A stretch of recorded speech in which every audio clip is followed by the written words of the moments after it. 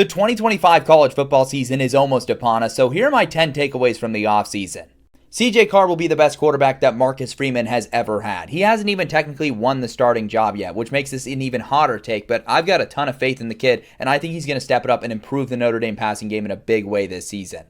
Somebody's got to do it, and I think Tennessee slips through the cracks in the SEC this year. It's a team that has instability at quarterback from the offseason drama, and there's just a lot of aspects of this team that make me concerned. There's some injuries they're dealing with as well. I don't think the defense will be as effective as last season, and I think the offense is going to continue to have struggles. Saying Sam Pittman will be fired this year is not a hot take in itself, but I think he'll be fired, and then I think his replacement will be either John Gruden or Rhett Lashley, a couple of names that are getting a lot of buzz for the Arkansas job right now. I think one of those moves happens. I think the ACC and Big 12 combined for just 3 bids. Again, you can already see the way the AP poll is stacking up, the way people are projecting these conferences. It seems like there's not any real avenue to these conferences getting more than just one at-large bid.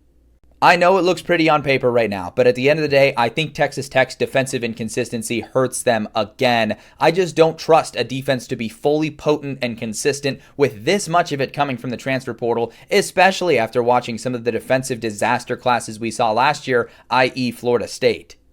I think Navy gets off to a hot start, and I think they're 8-0 when they travel on the road to play Notre Dame. Go look at their schedule. It's not that crazy to say they'll probably be favored in every game.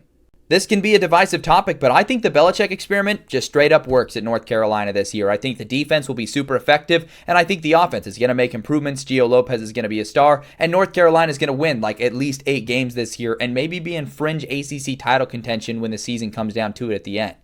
I think College Game Day widens the gap they already have on Big Noon kickoff this year. Big Noon making some desperate moves, adding Portnoy. You can feel the public opinion shifting negative on Big Noon with them forcing primetime games to be played at noon. And with Game Day, yes, they'll say farewell to Corso, but then after that, I think they'll really step up their game. And Corso, in his old age, was holding the show back just a little bit, even though he's a national treasure and an icon. So I think Game Day's product is just going to be awesome this year. I believe in the offensive rebuilds at Utah and Oklahoma, both with a new quarterback OC combo and a bunch of new pieces. I think both have top 30 defenses in college football this year.